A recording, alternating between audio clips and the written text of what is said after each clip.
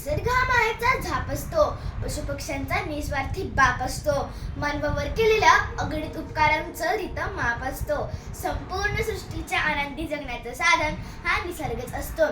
म्हणूनच आदरणीय व्यासपीठ व मान्यवर परीक्षक, नमस्कार. मी आपल्यासमोर विषय मांडत आहे, निसर्गासंगे जगू आनंदे. खरं तर निसर्ग व आनंद या एकाच नाण्याच्या दोन बाजू आहेत असं म्हणायला काही हरकत नाही. आता हेच बघा ना, एक इवलीशी खारुताई असंख्य बीजांना पृथ्वीच्या पोटात सामावून घेते आणि चक्क विसरूनही जाते आणि त्यापासूनच आनंदाचे बीज अंकुरते. हीच तर खरी किमया आहे निसर्गाची.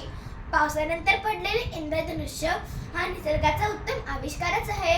तो आपणास हेच सांगतो की समाजातील सर्व रंग जर गुण्यागोविंदाने एकत्रित आणले तरच निसर्ग व मानव एकरूप होऊन जातील.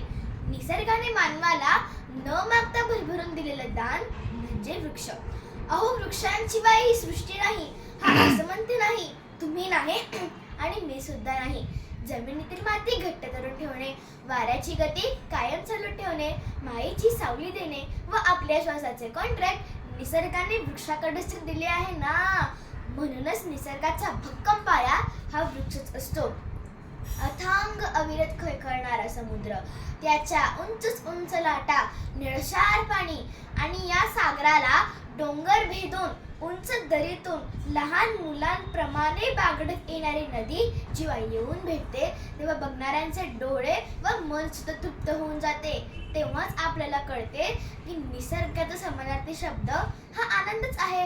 कारण निसर्ग आपल्याला खूप काही शिकवून जातो, नव्याने जगण्याची उमेदही देऊन जातो.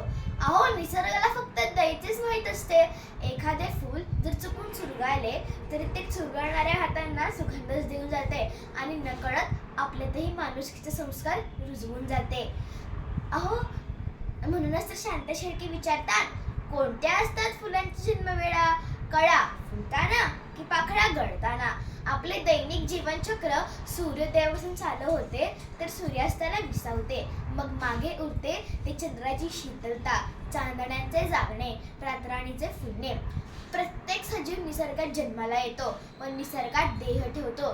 जन्म आणि मृत्यूमधील अंतर तो निसर्गासोबतच वावरत असतो. निसर्ग आणि त्याचं नातं जणू काळजी करणारी आई आणि आईच्या पदराखाली लपलेलं मूल असंच बनतं.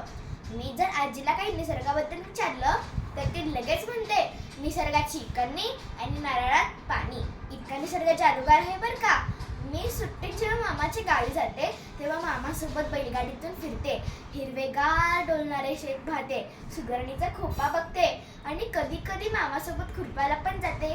विहिरीतील थंडगार पाणी ओंजळ भरून पिते. खरंच खूप मज्जा येते. तेव्हाच आपल्याला कळते की आपण निसर्गाच्या जवळ असलो की जगण्याचा आनंद मिळतो. म्हणूनच आता मी मनाशी पक्क ठरवलंय, या निसर्गाला आपणही जपायचं, आनंदी ठेवायचं, आपला हक्क न दाखवता कर्तव्यही पार पाडायचं.